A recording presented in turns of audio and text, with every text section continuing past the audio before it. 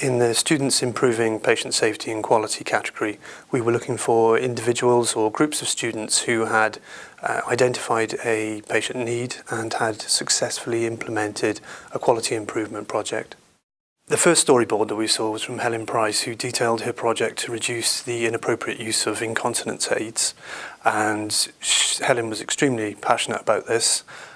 This project had huge potential for enabling individuals to retain their independence and their dignity by reducing the need or reliance on incontinence devices.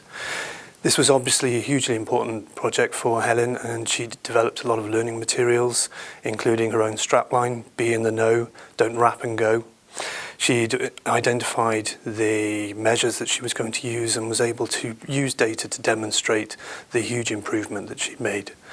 We were impressed with her commitment to doing this within quite a small time scale, and it's likely that the project has not only had effects within the organisation, but potentially has an effect or will have an effect on the continence strategy in Wales. Leith had identified during his PhD studies the effect on quality of life that inflammatory bowel disease has upon patients, but just how difficult it was to, or has been, to quantify that. He developed two tools. One was a patient quality of life survey, which was completed by the patients, and the other was a severity index that was completed by the clinicians.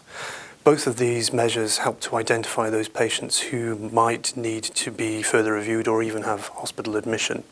They were extremely useful and have been proven to be extremely useful in his own practice, and his work is now receiving international recognition. The third storyboard that we saw was from a multidisciplinary group of students from a healthcare background from Cardiff University.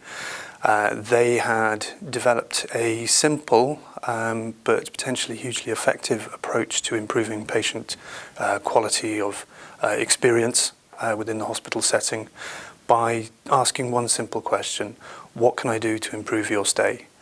They had used a small pilot study to refine the wording of this question, and they collected data from the replies from the patients, which further aided in the ability to identify patient needs.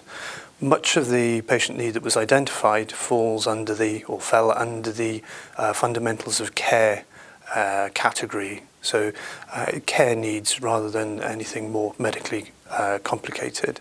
We were struck by the passion and the dedication of all the individuals involved and how they demonstrated that relatively small scale improvement can have far-ranging and profound effects on patient care. I'd like to congratulate all of the shortlisted entries. They were all of an extremely high standard. We felt that they all demonstrated professionalism and dedication to improving patient care.